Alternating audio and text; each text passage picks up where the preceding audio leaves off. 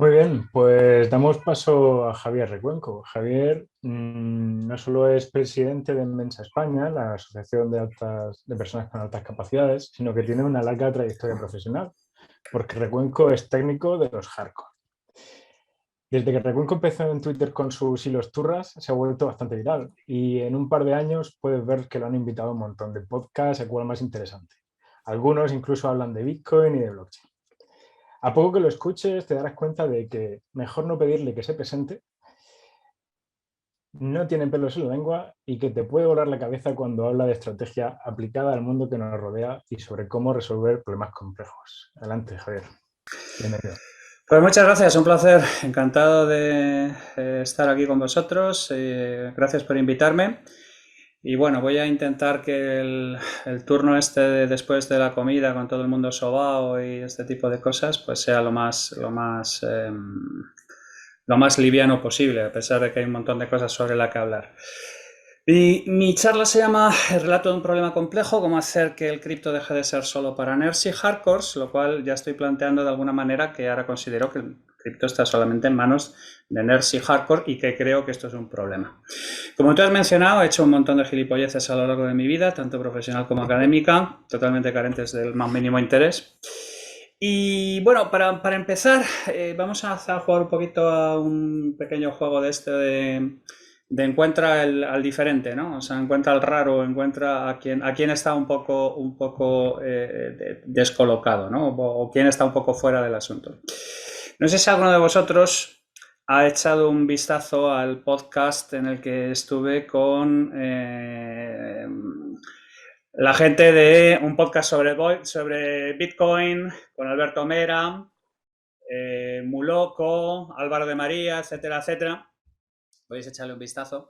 Pero básicamente lo que podéis ver es que hay tres maximalistas de Bitcoin y yo un poco como pintando la mona, como diciendo, pero ¿qué hace este pobre diablo aquí metido en medio del asunto?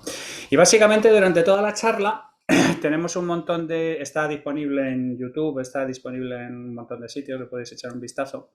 Yo les estoy comentando todo el rato y les estoy dando la turra con que se está perdiendo la batalla del relato por parte de la comunidad cripto y se está perdiendo la batalla del relato por parte de la gente de Bitcoin y no le están dando de alguna manera la importancia que tiene el asunto, ¿no? Y más o menos digamos que su teoría siempre ha sido un poco más parecida a aquella bonita historia de que el dato mata relato, de que Bitcoin es inevitable, la lógica se terminará imponiendo y al final todo el mundo abrirá los ojos y se unirá al gran baile que tenemos bajo el arco iris. Bueno, pues es que tengo noticias para vosotros con respecto al asunto y lo mucho que funciona el dato mata relato y lo mucho que funciona todo lo que tiene que ver con que la lógica se termine imponiendo, ¿vale? Básicamente la realidad es que el relato que está fuera de la comunidad más hardcore con respecto a la gente que está interesada en toda la parte del cripto, pues podéis verlo más bien en un par de ejemplos como Pantomima Full, por ejemplo, ¿no?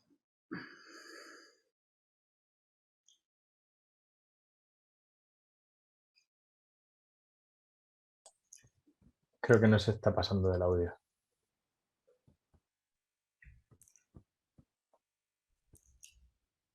O sea, podéis ver que el nivel de respeto que impone la comunidad es absolutamente espectacular y cómo nos tienen perfectamente calados.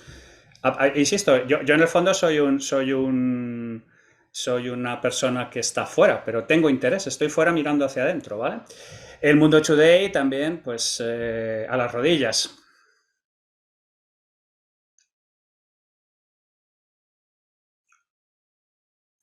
Si no pone subtítulos, creo que no se está pasando el audio al vídeo. Ah, no, no se está pasando el audio. No. No Ah, pone. vamos a ver. Ay, pues disculpad porque... Espera, voy a volver a intentarlo con esto de aquí. La criptoeconomía es un nuevo e interesantísimo sistema económico, pero es tan complejo que solo lo entienden los podcasters y los adolescentes. El blockchain. Bueno, a partir de aquí ya os podéis imaginar de qué va el resto del vídeo, ¿no? O sea, respeto al máximo de nuevo y fenomenal todo, ¿no? Entonces, claro, yo la charla que tenía con ellos hablaba de... No sé si alguno de vosotros ha oído hablar de este señor con cara de Buda feliz, que es George Lakoff. Este señor tiene un montón de libros, pero uno de los más interesantes que tiene es este que se llama Don't Think of an Elephant, que es no pienses en un elefante. Lakoff es un clásico político de izquierdas en Estados Unidos o demócrata en aquellos sitios que, digamos, de alguna manera es el que introduce todo lo que es los conceptos de los marcos de conversación. O cómo, digamos, de alguna manera la realidad es completamente modificada por la manera en la que se aborda una conversación concreta. Y cómo, digamos, de alguna manera, manejando este marco, somos capaces de alguna manera de alterar la realidad. Y no solamente lo dice Lakoff, que en el fondo, al final del día, es un comentarista político. Este es un libro maravilloso de Jan-Niklas Helbig que se llama algo así como La realidad es un asunto de la cabeza, y es absolutamente correcto. Hay otros libros que también hablan del mismo tema, The Mind is Flat, etcétera, etcétera, que vienen a decir básicamente que la realidad objetiva es un sueño. O sea, en realidad nuestro cerebro está constantemente construyendo la realidad en base a las percepciones que recibe de fuera. Y digamos que de alguna manera nuestro cerebro está diseñado para sobrevivir en un entorno casi selvático de hace cientos de miles de años, y actualmente nos engaña constantemente como un chinus. Ahora aquí están metidos todos los temas de los sesgos cognitivos, todos los temas de la reconstrucción de los recuerdos falsos, todo un montón de temas sobre los que me encantaría entrar en detalle al asunto, pero única y exclusivamente necesito que entendáis una cosa, que es que lo que vosotros percibís como la realidad y lo que vosotros percibís de alguna manera como algo que de algún modo no va a, digamos, a la realidad es objetiva, se termina imponiendo y cosas por el estilo, eso es absolutamente bullshit y es absolutamente erróneo. La vida no funciona así y las cosas no funcionan así. Y de alguna manera la percepción que hay en el exterior es, de algún modo, con respecto a Bitcoin, está un poco relacionado con casi algo que tiene que ver con un culto, ¿no? Hay una serie de gente que tiene una vivencia clarísima, lo ha visto, ha tenido digamos, de alguna manera, le ha venido, siguiendo la metáfora bíblica, el Espíritu Santo y le ha besado en la frente, ha tenido una revelación, ha tenido un entusiasmo, y el resto de la gente sencillamente pues como que no lo entiende. Claro, el problema es que culto es un concepto, un comentario que tiene unas fuertes connotaciones negativas también. Pero lo que intento es haceros entender que culto es un concepto que lo único que tiene de particular es que tiene un montón de gente asumiendo una serie de cosas como dogmas de fe y que no se cuestionan, ¿de acuerdo? Y el problema es que eso no es necesariamente bueno, y además hay una carga asociada a la palabra culto bastante complicada. Por ejemplo, menciona aquí a Francis Coppola, que lleva mucho tiempo criticando a Bitcoin, diciendo que Bitcoin es una secta. Y bueno, naturalmente le cayó del pulpo, hubo un montón de movidas, etcétera, y hubo un montón de ataques a Dominem y, vamos, ya sabéis, lo que son las redes sociales, lo que es Twitter en general y el buen rollo que se suele gestionar en estas cosas. Pero, claro, en el momento en el que tú planteas este tipo de cosas y hay un montón de gente que te defiende a muerte y no entra en ningún tipo de diálogo, en el fondo lo que les estás dando las razones a la gente que te plantea este tipo de escenario. Y en el fondo yo tengo la sensación de que efectivamente Bitcoin ahora mismo es una secta y a ningún sectario le gusta que le señalen como tal, ¿vale? Y ella no es la primera que hace eso y hay un montón de historia en este tema. Hay un libro muy interesante que es este de Amanda Montell, que ella es una lingüista y habla de los cultos y habla fundamentalmente de lo importantísimo que es el lenguaje a la hora de generar un culto concreto o a la hora, digamos, de alguna manera de generar una serie de mecánicas que están asociadas constantemente a los cultos. Entonces, lo que necesito que reflexionéis o a lo que me gustaría que reflexionarais es que la etiqueta de secta normalmente lleva asociada una carga peyorativa. Pero ahora mismo creo que es una descripción razonable y hasta necesaria de Bitcoin, porque una secta en el fondo no es más que una religión con un estatus de miembro y una aceptación social limitadas. Frank Zappa decía, un tío muy brillante, que la única diferencia entre una religión y una secta es la cantidad de bienes inmuebles que poseen. Así que en el fondo, si Bitcoin es una secta, en realidad el dinero fiduciario es una religión, porque demanda exactamente la misma cantidad de fe en una serie de personas. Lo único que ocurre es que una es mayoritaria y otro es minoritario. Y la importancia entre ser mayoritario y minoritario es absolutamente crítica. Este señor de aquí es Constantino. Constantino es el emperador romano que decide en el Congreso de Nicea en el 303 convertir la religión católica en la religión del Imperio Romano.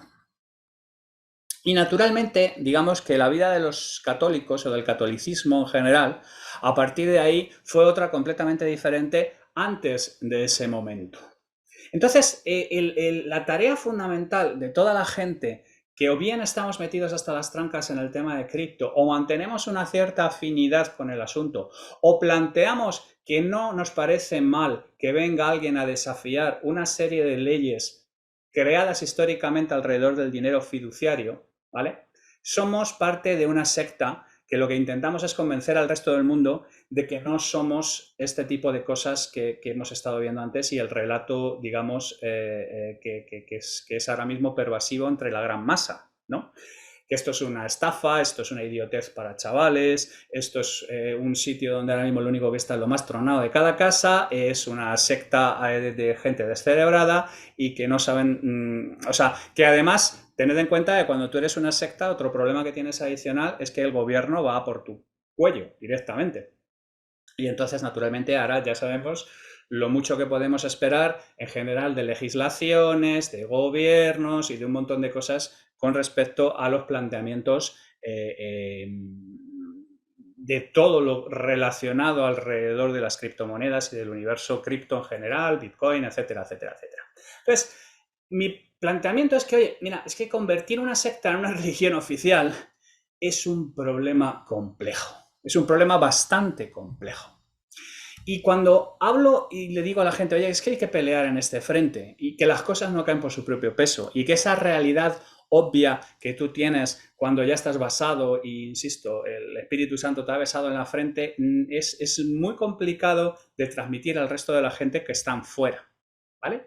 Y que además nos ocurre que hay una cosa de fondo que la mayor parte de la gente no ha percibido, que es el auge espectacular de los problemas complejos y de la problemática compleja.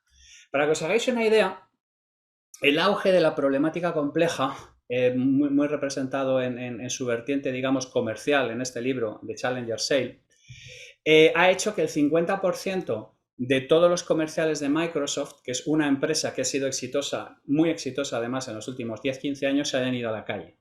Básicamente, ¿por qué? ¿Porque ha habido un problema con el negocio? No, porque tenían un montón de gente que eran comerciales, que lo que sabían vender eran licencias y acuerdos multiaño, y se han tenido que transformar en personas que son capaces de encontrar soluciones de negocio haciendo uso de la tecnología, que es otro perfil completamente diferente.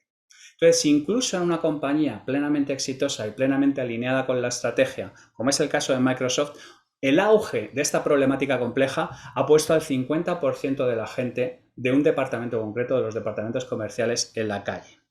Hay otro libro maravilloso, que es el Think Again de Adam Grant, donde básicamente nos habla de lo muy poco que nos gusta repensar las cosas y de lo muy poco que nos gusta, digamos, enfrentarnos a desafíos y cómo normalmente nosotros nos contestamos a nosotros mismos cuando nos enfrentamos a una problemática nueva.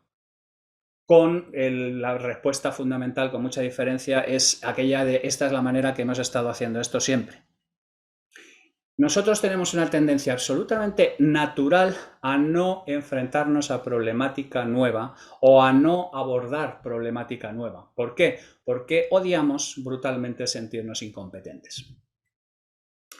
No sé si es la primera vez que habéis oído el concepto este de resolución de problemas complejos. Si alguno de vosotros ha pasado por mi comunidad o ha leído algo de lo que he escrito, sabrá que yo soy un absoluto cruzado del asunto y llevo bastante tiempo dando la tabarra, pero lo que es la parte de problemas complejos sale y aparece básicamente a nivel, digamos, medio público en el informe del World Economic Forum, el 2020, que se llama The Future of Jobs, en el que dice que la habilidad más necesaria fuera digamos, de habilidades técnicas específicas para ser empleable durante la década en la que estamos ahora mismo nosotros viviendo, a partir del 2020, era la capacidad de resolver problemas complejos.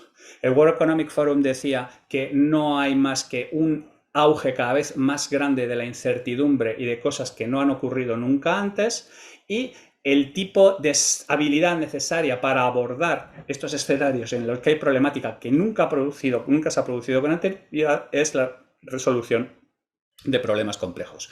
Luego ha habido el reporte del 2018 y luego ha habido el reporte del 2020, siempre con resolución de problemas complejos arriba. Puedes decir, bueno, pues este es un problema del World Economic Forum, ¿no? ¿O es algo que les ha dado a ellos? No, pues hay un programa en la Unión Europea que se llama Habilidades 2025 que habla exactamente del mismo asunto y con algunos conceptos que nos sonarán familiares colocados en cuáles son las cosas más importantes a abordar para ser empleable en las próximas décadas. Que nos genera una sensación bastante curiosa, porque todo el mundo está diciendo que esto es absolutamente crítico y la oferta educativa, la oferta académica y la inclusión del desarrollo de este tipo de habilidades en la mayor parte de los másters y ofertas académicas de las grandes entidades, ahora están apareciendo algunos, pero es prácticamente irrisorio.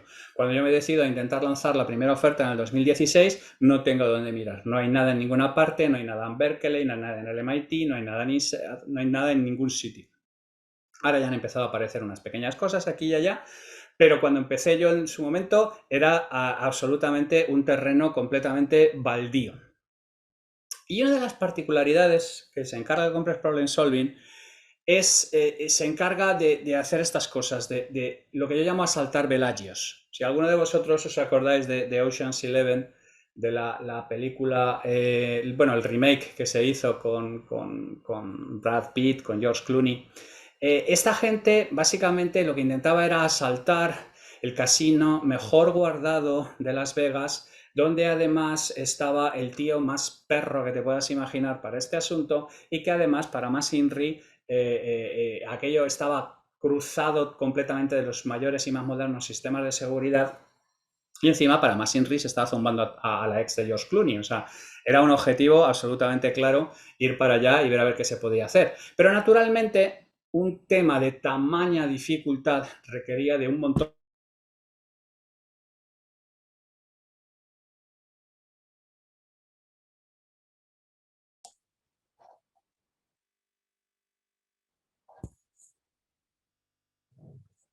Hemos perdido la conexión por un momento. Esperamos a que se reconecte.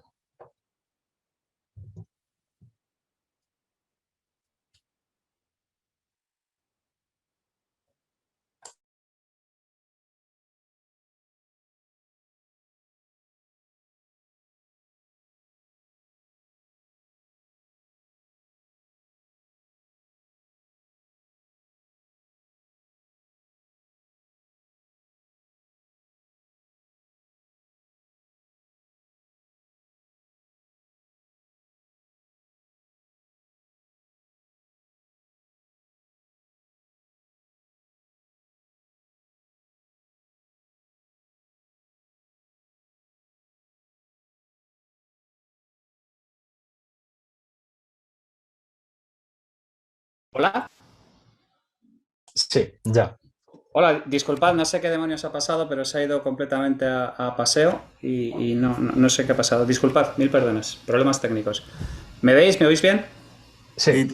Tienes que volver a compartir. Vale, un segundito. Te habías quedado con el asalto del Bellagio. Me he quedado en lo mejor. Un segundo. Sí. Un segundo. A ver.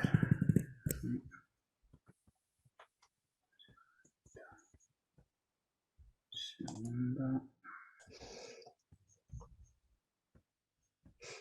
Bueno, te voy leyendo, que dice, como bien dices, Javier, esas skills son las más buscadas y además las que menos abundan en la sociedad. Eso es totalmente correcto y es una tragedia. ¿Veis de nuevo la pantalla compartida? Sí. Vale, pues disculpad, oye, que es que no sé por qué, pero está decidido ese paseo. Vale, entonces, lo que estaba comentando, la idea fundamental de aquí, es que tenemos que orquestar un equipo de gente que tiene una serie de habilidades específicas para poder intentar un tema que a todos los efectos, en teoría, es un objetivo absolutamente imposible. Y por eso necesitamos pues especialistas en comunicación, especialistas en informática, contorsionistas y un montón de gente, y siempre con esa actitud de decir, oye, necesitamos a alguien más, porque es que el tema es que si nos vamos a quedar cortos, vamos a fracasar ante lo que queremos hacer. ¿Vale?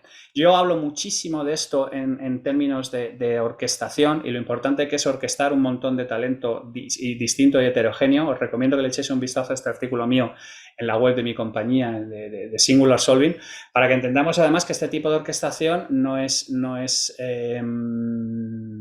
espontánea, no es de manera espontánea. Uno de los principales problemas que hemos tenido con la aparición de este tropo, que este es un tropo cinematográfico clásico, es que parece que todo el mundo se entiende de manera natural y entiende naturalmente cuál es su labor y entiende naturalmente cuál es su labor en el gran esquema de las cosas. O sea, por ejemplo, en Ocean's 11 la gente sabe perfectamente qué es lo que tiene que hacer y cómo lo tiene que hacer. En los 7 samuráis pasa exactamente los sitios,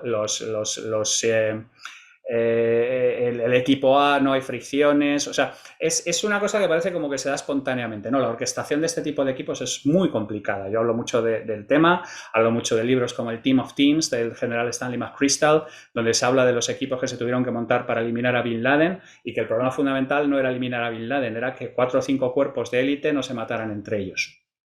Es un tema crítico absolutamente. Entonces, yo en mi compañía nos dedicamos a resolver problemas complejos, específicamente de empresa, con una aproximación mezcla de resolución de problemas complejos y de fringe futurism. El fringe futurism es importante y es un concepto que la mayor parte de la gente no está familiarizado, pero que es un concepto que se puede resumir en algo loco, pero que afronta el problema y que se puede implementar mañana si hay valor, como contraste a un paño caliente que no aborda el problema o una gárgara sideral que a lo mejor estará solucionado dentro de 20 o 30 años, pero que ahora mismo no es algo que podamos hacer. Esto es absolutamente importante porque una de las cosas que peor hacemos, con mucha diferencia a los seres humanos, es pronosticar. Esta es una postal de una serie de postales que se hicieron a principios del siglo XX en Francia, intentando determinar dónde estaríamos en el año 2000. En aquel momento la aviación era lo último más hot que había salido y naturalmente a la hora de proyectarnos en el año 2000, pues la idea fundamental es que los carteros tendrían pequeños avioncitos que nos irían llevando las cartas a los balcones de casa. Naturalmente un concepto como Internet está absolutamente fuera de la cabeza de cualquiera. El fringe futurism, por eso, no pronostica más allá de 6 meses ni hace líneas estratégicas macro a más allá de 18 meses, porque normalmente manejar periodos de tiempo más largos en base a la altísima incertidumbre en la que estamos ahora mismo son ejercicios estériles. Y luego está este chiste, lancé otro artículo donde mencionaba este tema un poco en mitad de chiste, que era el teorema de Povedilla, ¿no? Que era que una vez que una tecnología está disponible, el capitalizarla viene rodada usando un poco de imaginación. O sea, que con que simplemente esté la teoría ahí, la tecnología disponible, el resto de la gente lo va a encontrar rápidamente. Bueno, esta ametralladora, que os sonará de las películas de gángsters, la descubrió un coronel que se llamaba Thompson y la idea fundamental era que era un arma pensada para acabar con la Primera Guerra Mundial. La fecha de invención de la ametralladora es 1917. ¿Vale? El coronel Thompson se tiró 10 años intentando convencer al ejército y a la policía de que sus ametralladoras eran mucho mejores que los fusiles que disparaban un único tiro que tenían disponibles en aquel momento la policía. Y al final la policía terminó adoptándolas en 1926 porque los gángsters, que tienen bastante menos problemas de estupidez y de organización que las grandes corporaciones, naturalmente estaban masacrando a la policía en Chicago y en los sitios donde eran fuertes. Por eso yo siempre os recomiendo que siempre que queréis de verdad ver dónde está la innovación puntera, siempre os vayáis al porno y a la delincuencia, que son gente que no tiene ningún tipo de problemas en adaptar las cosas como es debido y llevarlas al siguiente nivel. Como esperéis que lo haga el gobierno o la administración, lo llevéis claro. Y naturalmente mi discusión que tengo con mis amigos futuristas siempre es en el punto más complicado, que es el ETA, el Estimated Time of Arrival. Oye, ¿cuándo llegará esto a imponerse? Pensad de todo lo que estoy hablando en términos de invención y trasladadlo todo a Bitcoin, trasladadlo todo a los criptoactivos y trasladarlo todo de todo lo que estamos hablando constantemente. Esta es la parte más complicada con todo.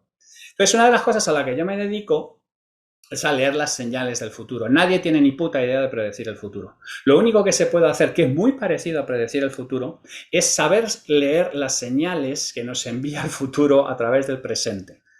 Y el problema es que las señales están envueltas en un montón de ruido, con lo cual tienes que separar qué es ruido y qué es señal, y luego las señales son de muchísima naturaleza, ¿de acuerdo? Estos son 3 libros absolutamente clásicos. Gary Klein es un tipo absolutamente brillante, y su libro es de cómo separar señal de ruido.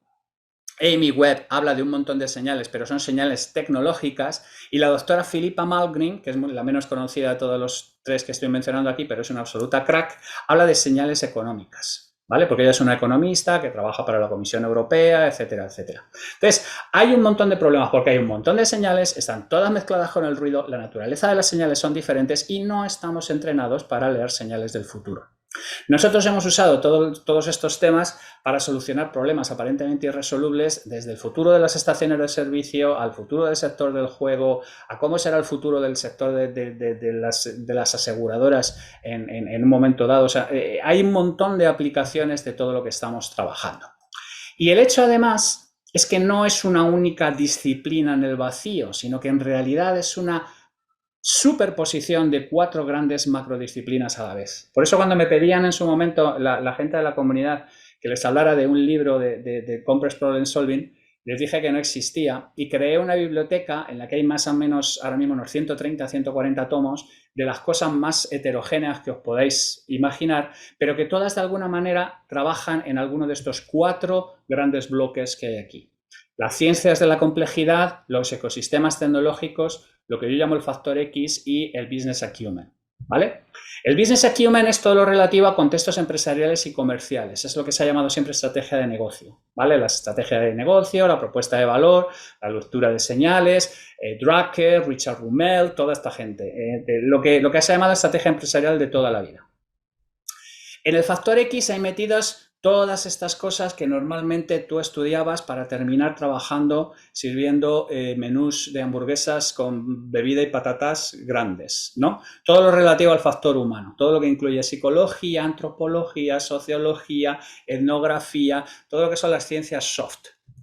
En ecosistemas tecnológicos, que posiblemente sea lo que más estoy familiarizados, evidentemente todos los grandes macro tendencias tecnológicas que están conjugándose en este mismo momento, Data Science, Big Data, IoT, Blockchain, la que nos queda más cerca, inteligencia artificial, que además no en forma de silos, sino de alguna manera entendida como un continuum donde hay un montón de técnicas.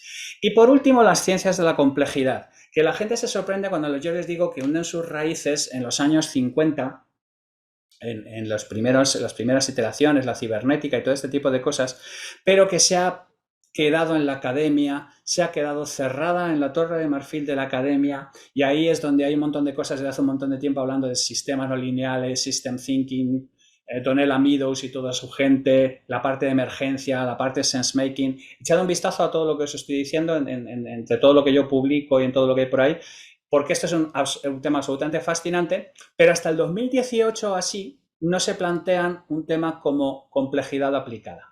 Hasta entonces era una especie de cosa única y exclusivamente para los muy cafeteros, para los muy académicos. Calcular y modelar, yo qué sé, cómo funcionan los tsunamis o cómo se calcula el clima o cosas por el estilo. Eran temas muy verticales a los que era difícil encontrar una aplicación. Entonces, claro, cuando vosotros veis este pisto, yo entiendo que me podéis decir, joder, tío, pero esto es una disciplina viable, esto es una locura, no hay nada que hacer. Pues es que no solamente es así, sino que yo vivo de ello. Ya hay varios libros diciendo que en entornos de altísima incertidumbre es mucho más importante ser una persona multidisciplinar y un generalista que un especialista clásico, que es lo que hasta ahora mismo ha triunfado en un mundo taylorista. De momento, ser especialista todavía te lleva más partes que ser un generalista, pero según va avanzando la complejidad del mundo, aparece este libro, Range, de Epstein, aparece otro libro, el alza del neogeneralista, de Mikkelsen, que lo que viene a decir es que, oye, cuando los problemas a los que nos enfrentamos son nuevos y no sabemos de lo que hay que hacer, funciona mejor una persona que conozca pocas cosas de un montón de cosas a la hora de proporcionar soluciones que la gente que sea muy especialista en un tema vertical muy concreto. Y claro, cuando alguien me pregunta, bueno, tío, ¿por qué te dedicas a esto, no? ¿Qué sentido tiene complicarse la vida? Pues es que el problema es que las frutas bajas están ya cogidas.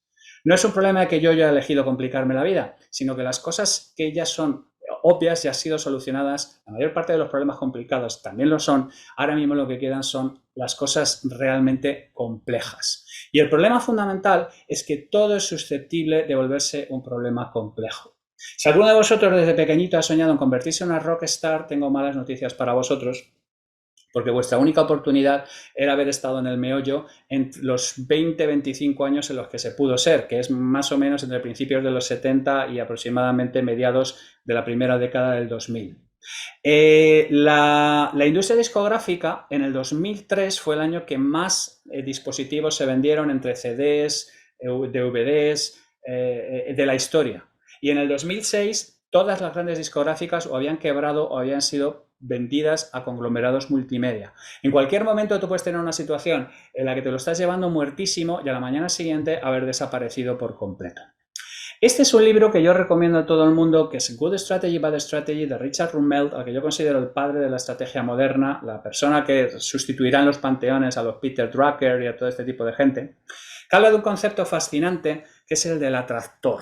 ¿Vale? Él habla de que un atractor proporciona una especie de sentido de dirección hacia dónde va una industria concreta y que no hay garantía de que ese estado llegue a cumplirse, pero que representa como una especie de tirón gravitatorio, ¿no? Y él habla, por ejemplo, de que el atractor, todo es una dirección IP, cambió negocios enteros durante 3 décadas diferentes. En la década de los 90 permite el despuntar de Cisco y IBM y AT&T, que eran los que tenían prácticamente la exclusiva de la transmisión de datos, se van a paseo. En la siguiente década aparecen Napster, iTunes, Spotify y la industria discográfica que llevaba 50 años llevándoselo muerto se va completamente a paseo. Y durante la década pasada aparece el Internet of Things y volvemos de nuevo a sacudir por completo un montón de cosas, entre ellos la aparición del Big Data, etcétera, etcétera, etcétera. Vale, pues el problema que tenemos ahora mismo, y por qué estamos en esos momentos de máxima incertidumbre, es que tenemos de nuevo 5 atractores funcionando de manera simultánea, 5 megatractores funcionando de manera simultánea.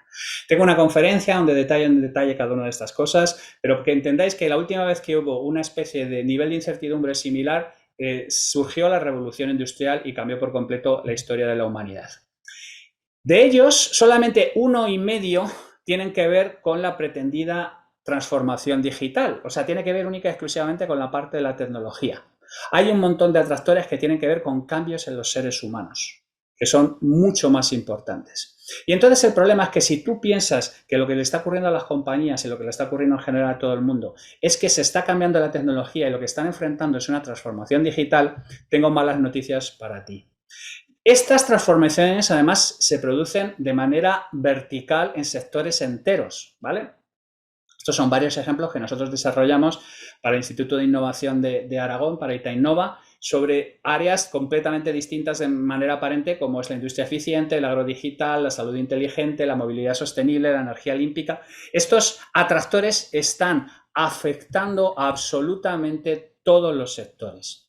Y entonces, muchas veces, cuando enfocamos esa supervivencia empresarial como un problema de actualización y evolución tecnológica, nos damos cuenta de que eso no es suficiente. Y la gente que más ha probado esto en sus carnes son los grandes bancos que se han gastado más de 3.000 millones de euros en digitalización y en avance tecnológico, cuando su problema real es que su negocio consistía en tomar dinero al 5 y prestarlo al 12. Y ese es un modelo que se ha ido completamente al carajo. El problema que tienen los bancos es de propuesta de valor y de que tienen una estructura diseñada para mantener un escenario que ya no existe. Y al revés, cuando tú resuelves un problema complejo, de ello derivan multitud de actuaciones tecnológicas, ¿vale? O sea que no es que la tecnología nos esté cambiando la vida, es que está cambiando el ser humano y el ser humano, la tecnología, tiene que responder a esos cambios que está teniendo el ser humano a la hora de poder ofrecer respuestas.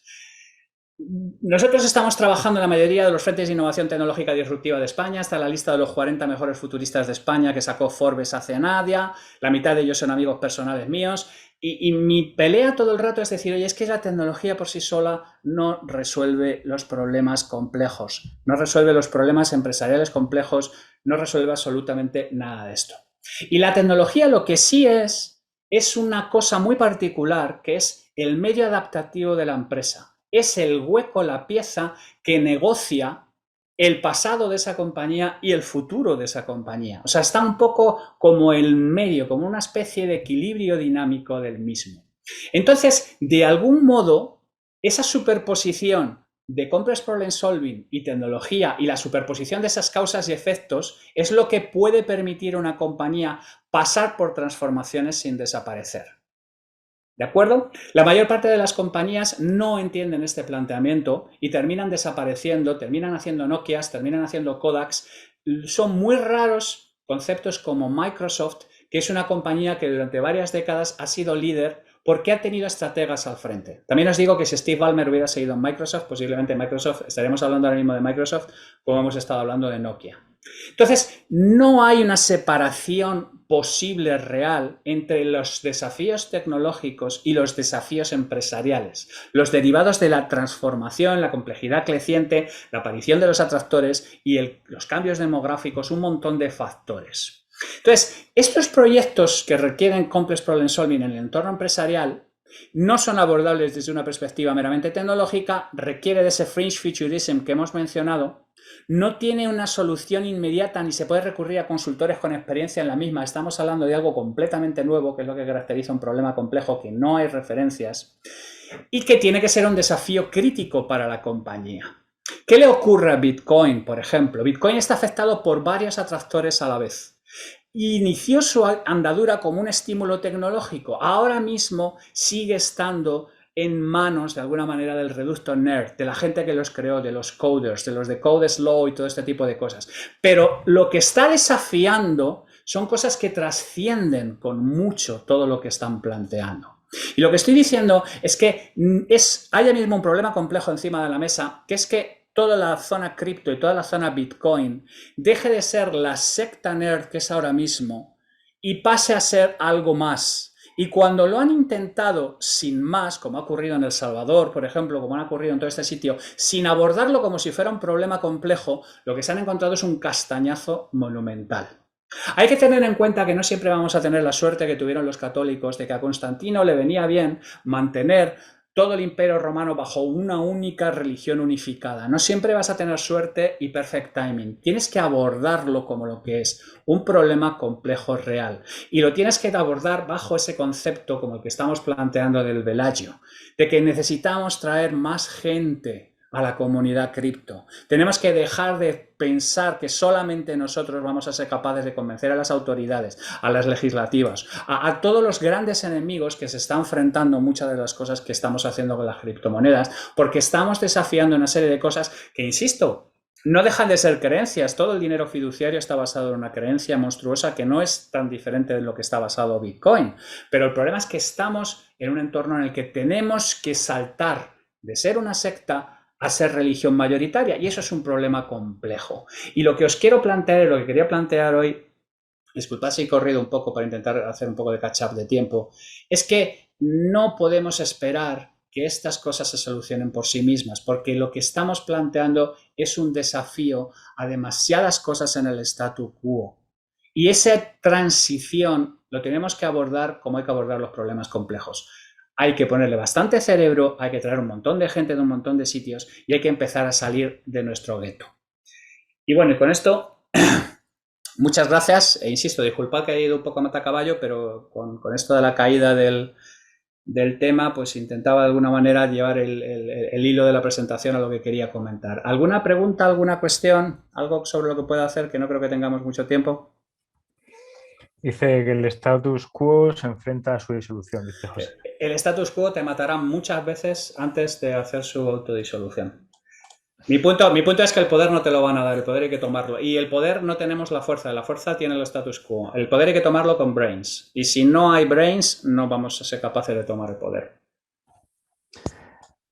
También dicen si puedes poner todos los títulos de los libros o compartir la presentación. Sí, no hay ningún problema. ¿Cómo os lo hago? Luego me lo comentas por esto, me lo haces llegar. El grupo de la criptochapa puede ser un buen... Pues el grupo de la criptochapa lo subo ahora mismo, no os preocupéis.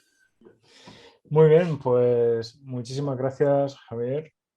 Creo que has dado el punto que nadie se esperaba con tu charla.